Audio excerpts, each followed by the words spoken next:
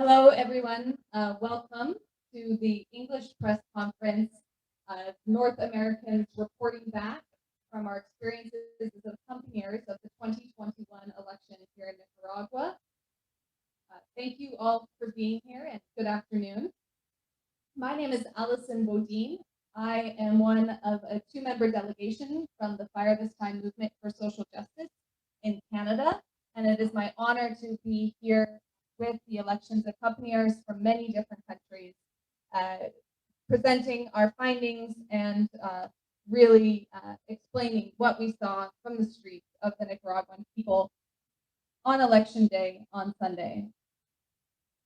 It apparently turns out that the Convo Couch received money or accommodations, travel expenses from the Nicaraguan government.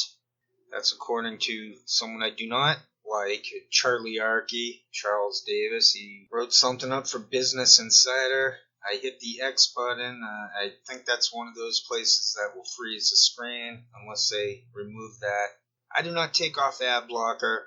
I do not participate in social media in any way or form the way they want us to do it. It's easy enough to look into stuff and see that there's no subtlety in context anywhere. Ortega turned into a dictator. It doesn't take much researching to see that Nicaragua is not something to be supporting right now. I mean, for a government. So I'll put up a few clips, a few screenshots. I wanted to find out who this group is. They have Fiorella and Jardula sitting with this group, putting on a press conference. They don't really explain who they are. I go searching around, I can't find anything. In the Business Insider article by Davis, there's something about the RT guy, Caleb Maupin, starting some group. But I don't think that's them there. There's some people there talking about they're from Canada. A few people spoke, but I mail stuff in. I fast forward and look for Jardula or Fiorella speak, and they didn't speak. I guess it's not so easy to be in public talking without a teleprompter, without some script to recite, to act out. My theory or opinion is that all those people are proverbial fronts, assets of shite like Freedom House. That's basically who I think Jardula and Fiorella were working for there in collaboration with some sort of Freedom House, some front group. RT and Sputnik house, accommodate Five Eyes. Both countries treat their citizens like numbers. There's no difference between Russia and the United States in terms of how the citizens are treated for surveillance. We know China is even worse than US Russia, but we're not far behind. And of course, the internet is all bogus and rigged. So what you have there is the explanation for how Five Eyes would be hosted by Russia Today and Sputnik. Cassandra Fairbanks worked there. She's buddies with Brandon Darby. My conclusion, these are all career military assets. There's been a blurring of the lines between all the alphabet groups. There's a blurring of the lines between domestic and global. They're looking for the Snowdens, Mannings. They're looking for Assanges too. They're looking for all of us. But all of us are innocent. They're like using a bazooka gun to kill a mosquito. Look at me for one example. I only mention myself because that's who I know best. It's nothing personal, except to me. In regards to myself, I forgot what I was going to say because I was just thinking about me. I'm saying I'm eccentric, I'm goofy, I'm this and that, and all the rest of it. Or not all the rest of it. I'm not saying I'm omni something, whatnot. They're wasting a lot of time on me. Shane Stranahan was trying to study me. Those guys were trying to study me. I made it into the chat this morning. I'm banned on Jamal's channel, but they allow me on the Sputnik channel. And I basically let them know why I did what I did. Basically, I did this thing where, you know how if the bumblebee stings you, they lose their stinger and they die from that. So I just use that logic. The people who messed with me over 10 years ago, about 10 years ago, maybe a little before that, past older than that, the people who messed with me, I grabbed the stinger. I took them with me. You can't kill someone's ego twice. You can't do some psyop on an individual twice. They're just not going to care. There's going to be no access to the free thinker. It's a swapping of the roles. It's reversed COINTELPRO. That's what I did. That's what I attempted to do, and that's what I think was accomplished. What other video do I have to share? I have some from Fault Lines. They're showing the white tablet teleprompter a little more today. They stopped trying to hide it. They're basically admitting that a lot of their show is scripted because it's obvious. So it's pretty much what I predicted would happen. They'd admit to it, and then they'd say, "Well, what do you think? That's reality. That's how these shows are put together. What are you talking about?" While they won't mention that a few days earlier, Shane was gaslighting me. He was in the chat saying, "What are you saying is a white tablet? You mean the top of the white plastic cup? Is that that's what happened with that thing?" But I ain't go running around trying to prove this and document it because I don't get that many page views. Or the views are suppressed. I don't care anymore. I admit, like, maybe part of me wanted to be famous. Part of me wanted to succeed. Part of me wants to do this or that. But I swear to God that the simple things are very gratifying. Enough so. There's the stuff that I'll never share with any audience because I'm too classy to do that. There's the stuff I will share. That means if you like the intellectual stuff, then check in Eric Fromm, or just be open-minded and you'll find the right people. You'll find knowledge because even if you're disappointed by a thinker you look into, you'll learn why you negate them. You negate the ideas. I had fun looking into Marshall McLuhan. I don't look into him anymore. Krishnamurti, I loved looking into that guy. I'm sort of done with him, I think. Alan Watts, I liked him for so long, but now I hate him. I think he was a poser and fake. But we all have our own opinions. We all have all our axes to grind. I was watching some of those quote videos. They seem to be mixing up who said what when. I would not trust those shows. And even if they're legit and they're giving you the big quotes, that's not learning. That's not... You have to read those people. Mark Twain, you have to read the guy. I never read him. I think he's pretty cool, though, based on those quotes. We can't read everyone.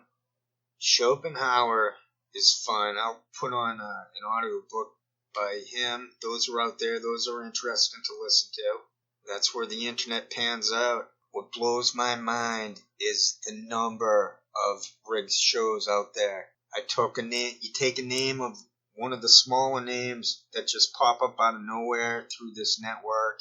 You plug that name in, and they're showing up on other shows. And then you go, wow, that's like a whole other universe over there that I never even knew existed. And they all have the same corporate format, the way they fake not an agreement, all the tricks that I've been pointing out with the Jimmy Dore network. It's going on with shows that I never even heard of. So I'm wondering, what are we talking about in regards to the Internet COINTELPRO program? It's fairly obvious. It's well into hundreds, at least. So then I started thinking, well, if all these backwater channels that are obviously paid fake military shillness, if they're all those, then how many are there? So then I'm starting to think thousands. And then I'm thinking, sure, why not tens of thousands? Maybe 100,000, hundreds of thousands of people are paid. And it's very easy to get to a large number if you factor in the sock puppet management system. The software, the program was leaked out by Snowden. A lot of stuff had snuck out, leaked out already. That Podesta stuff was amazing, how the media in cahoots with the DNC rigged a coronation for Hillary Clinton. And then they turn that into Pizzagate. These guys are left-wing Q looking for terrorists, the people that I was investigating. They're a left-wing Q-tip theory. And they're in contact the Rogan side, and then it's like a spectrum, and you end up with Tim Pool and H.A. Goodman. It's a spectrum. They're all in the same deep state payroll. It's shocking but true. Even Oberman turned out to be fake. Carl Bernstein turned out to be rigged. Michael Moore is shady as F. So even the best of the best let me down. The one guy that sounded legit was Harry Belafonte. He either got censored or he just retired from public life. I don't blame him. Everything that's in the mainstream is counterproductive to a fulfilling life.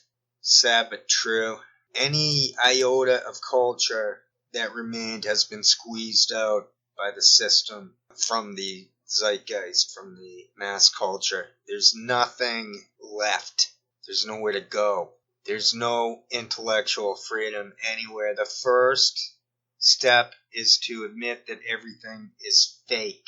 I don't mean everything is fake literally, but I mean even Noam Chomsky having that love-in with Alexandria and Mrs. Flanders. It's a little too cheesy to be taken seriously. I don't know what's up with Noam. I guess he loves to do shows. He'll keep going. He's one of those actors that's born and dies as an actor. George Burns made that movie when he was 100. That guy had never quit. It's a true story. Pretty sure he was 100. Maybe I should fact check that. Alright, I'm digressing. Sorry. Take care, everybody. This has been a Tokyo Shemp YouTube video and not a song by David Bowie.